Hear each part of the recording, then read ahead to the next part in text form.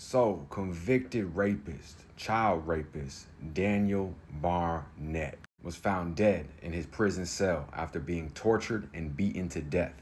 This is one of the biggest piece of shits I've covered in a long time. This is the perfect example of when the system fails, the predators will continuously hurt the victims until something happens so outrageous that they have to do something. Before I go into the horrific details of what led to his death, let me explain why you need to stop putting your faith in a system. These motherfuckers are like cockroaches. They will go through every little crack and crevices, and just when you think you killed them all, they'll come right back. You must spray that raid on them, exterminate them completely. From 1997 to 2003, Daniel Barnett was raping his 6-year-old's best friend's little sister. An entire 6-year period where nobody spoke up. Nobody. So you would think 100% that the brother had to know, somebody had to hear something, right? Somehow the DA says Barnett's relationship with the victim's family appeared to facilitate the abuse. He was reportedly a close friend of his brother, using the proximity. Shut the man. That's the bullshit I'm talking about right there. The brother didn't go to jail. The mother didn't go to jail. And it took 6 years for this predator to get arrested? Nope. Not even fucking close. Look at this shit here.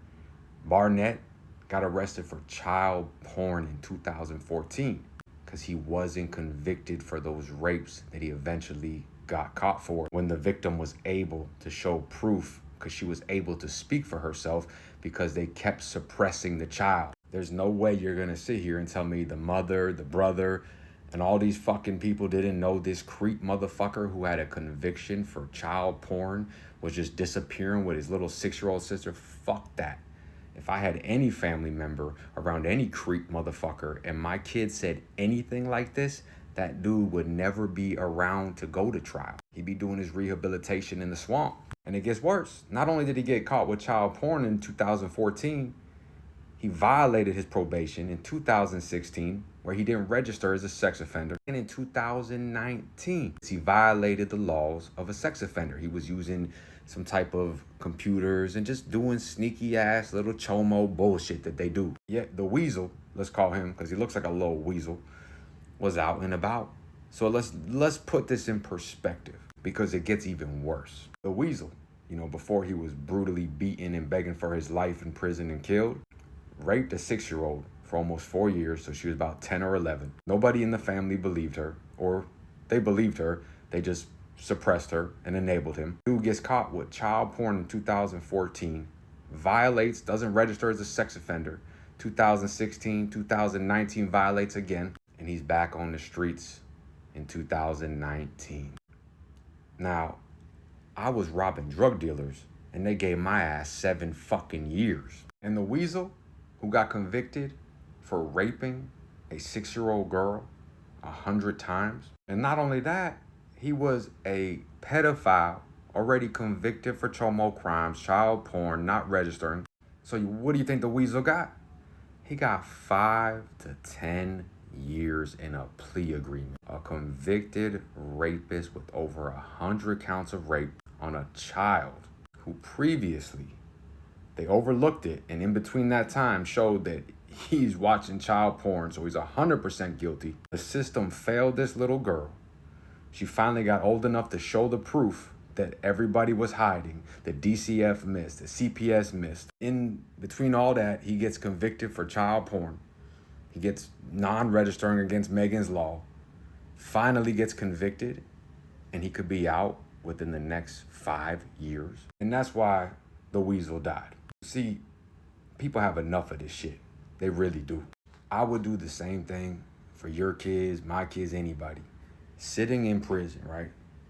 As a young 22-year-old that I was, and seeing somebody come in there with 5 years who has been doing nothing but victimizing children. And I'm over here doing a 7-piece for, yes, a criminal, robbing drug dealers, living reckless. However, I'm doing dirtbag on dirtbag crime against other adults that are in crime. Yet he's targeting little children. Gets away with it for almost a decade. In between, he was fucking getting caught with child porn, not registering, using devices to talk to minors. And he's in and out, in and out. And this little girl has said for years and years this is happening, but she was never old enough for anybody to take her serious. They threatened her, they scared her, nobody believed her, and they let it happen and happen. Even when the motherfucker got caught with child porn, they didn't say, you know what, let's go back and investigate that. Nope. So guess what happened? He gets sentenced to those 5 to 10 years. He's put in protective custody because it seems like all the ones that go after vulnerable ones and go after people that they know they can victimize, when they go to prison, they are now the victim. Why he was in his protective custody cell. An unidentified inmate found out what he did in his town, who was doing 22 years for armed robbery of a drug dealer. And I'm not saying it's right, but I'm saying he didn't go after no little kids. He didn't victimize somebody that is an innocent little child. So he had got word, allegedly, that this guy was about to get out within the next 3 years, go to some rehabilitation fucking chomo camp, and he was an orderly in this little protective custody unit. And while he was cleaning up and doing whatever he had to do, allegedly the door opened for a canteen or whatever they were doing. He was supposed to be out of the unit. An error, mistakes happened. He ran in the cell where he had broke the mop and started literally impaling him with the wooden handle and beating him over and over with the handle, stabbing him in the face, his eyes, his teeth, before he viciously beat him to death with his bare hands. Allegedly, the dude was screaming for his life on the tier, begging and begging, and everybody was hitting the cell doors, basically saying, but what did the kids say? Protect our kids. Just leave our kids alone. You might get away with it for years and years because the system's full of shit. Some parents and family members are full of shit. But I promise you, you're going to run into someone like he ran into. And that's going to be the end of it. Just leave our kids alone. Stay out. Stay free. Us.